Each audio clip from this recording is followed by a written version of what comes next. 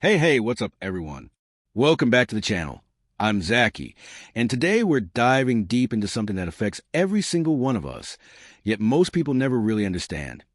How the chemistry in your brain and the hormones in your body shape your thoughts, feelings, and behavior. If you've ever found yourself thinking, why do I feel so off lately? Or what's wrong with me? This video is your answer. The truth is, it's not about being weak or lazy or dramatic. There's a real biological explanation for why our minds sometimes turn against us. And today, we're breaking it all down. It's science, but with heart. Let's jump in. Let's start with the basics. Brain chemistry. Sounds intimidating, right? But it's actually pretty amazing. Your brain is constantly buzzing with activity. And at the heart of it all are tiny cells called neurons.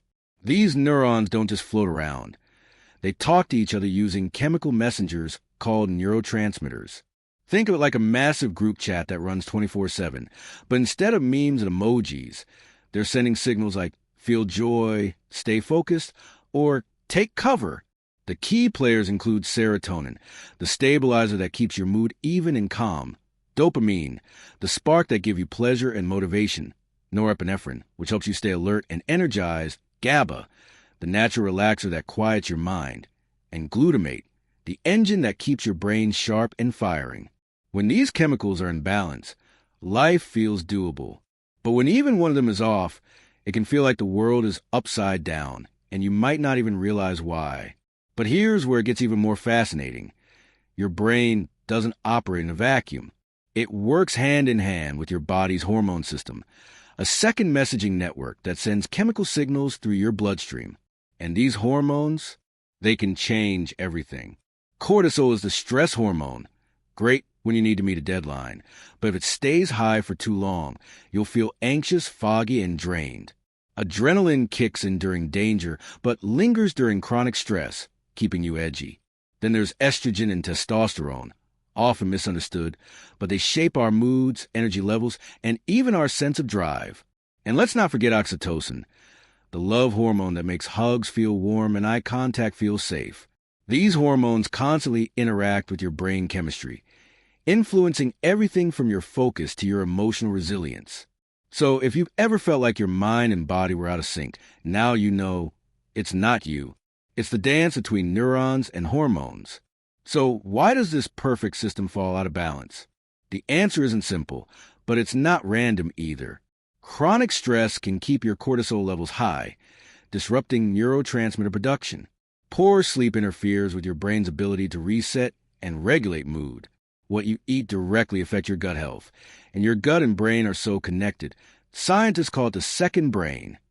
Add in a lack of exercise, unresolved trauma, or even genetics, and suddenly your internal chemistry is off, and your thoughts and emotions feel harder to control. This is why anxiety or depression can sneak up on you even when everything seems fine. It's why a junk food binge or sleepless night can totally wreck your mood the next day. It's all connected, and you're not imagining it. So what can you actually do to support your brain chemistry and hormonal health? First, sleep. Not just more sleep, but better sleep. Your brain uses that time to clean itself, store memories, and reset your neurotransmitters. Second, move your body. Regular movement, even just a walk, triggers dopamine and serotonin release. Next, eat smarter. Think omega-3s, leafy greens, berries, and fermented foods. Your gut feeds your brain, literally. Fourth, talk. Whether it's therapy, journaling, or venting to someone you trust, verbalizing emotions helps regulate brain function. Fifth, practice mindfulness. Breathing, meditation, or just being present can drop cortisol levels and restore calm. And yes, sometimes medication is part of the answer. That's not weakness. That's science doing its job. Every one of these is a step toward healing, not fixing, because you were never broken. What all of this really comes down to is this.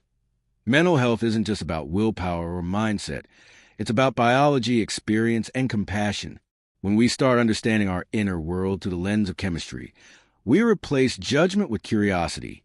Instead of thinking, I'm failing, we start to ask, what is my body trying to tell me? And that shift is everything. You're not lazy. You're not overreacting. You're human. You're navigating a complex and beautiful system that sometimes gets overloaded. That doesn't make you weak. It makes you worth understanding, worth helping, worth healing. So that's the scoop on brain chemistry and hormones. Hopefully, this gave you not just clarity, but comfort.